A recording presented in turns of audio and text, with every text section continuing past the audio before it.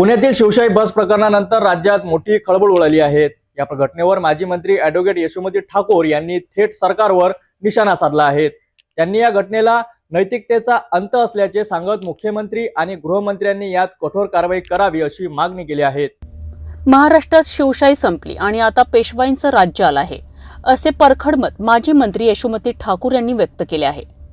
त्यांनी या घटनेवर रोष व्यक्त करत नैतिकता संपल्याची टीका केली असून सरकारवर गंभीर आरोप केले आहेत। मुख्यमंत्री आणि गृहमंत्र्यांनी यावर काय कारवाई करणार हे पाहणे महत्त्वाचे ठरणार आहे। जेव्हा एसटी डेपोमध्ये अशा घटना घडत असतील आणि जबाबदार लोक त्याकडे दुर्लक्ष करत असतील, तेव्हा महाराष्ट्र हे सहन करणार नाही, असा इशारा त्यांनी दिला आहे।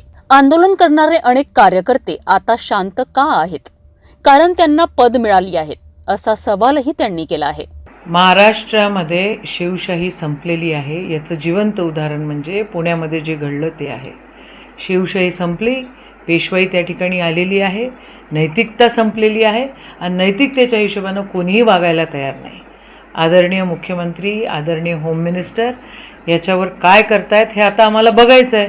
आणि त्यांचे जे कार्यकर्ते खूप जरा ओरडणारे ते आता काय शांत झाले, पदं मिळाले, कोणी आमदार झाले, आता त्यांना बोलायची काही गरज नाही आहे। इथं लोकांचा जीव जातोय, इथं महिलांवर अशा प्रकारचे अन्याय होत आहेत। एसटी डेपोमध्ये या सगळ्या गोष्टी घडत असतील आणि सगळेजण आंधळे झाल्यासारखे वागत असतील तर महाराष्ट्र हे सहन करणार नाही, एवढं लक्षात ठेवा। शिवशाही बस प्रकरणामुळे राज्यातील राजकीय वातावरण ढवळून निघाले आहेत। माजी मंत्री यशोमती ठाकूर यांनी सरकारवर जोरदार टीका करीत मुख्यमंत्री आणि गृहमंत्र्यांनी त्वरित कारवाई करावी अशी मागणी केली आहे। आता राज्य सरकार काय निर्णय घेते याकडे पाहणे तितकेच महत्त्वाचे ठरेल।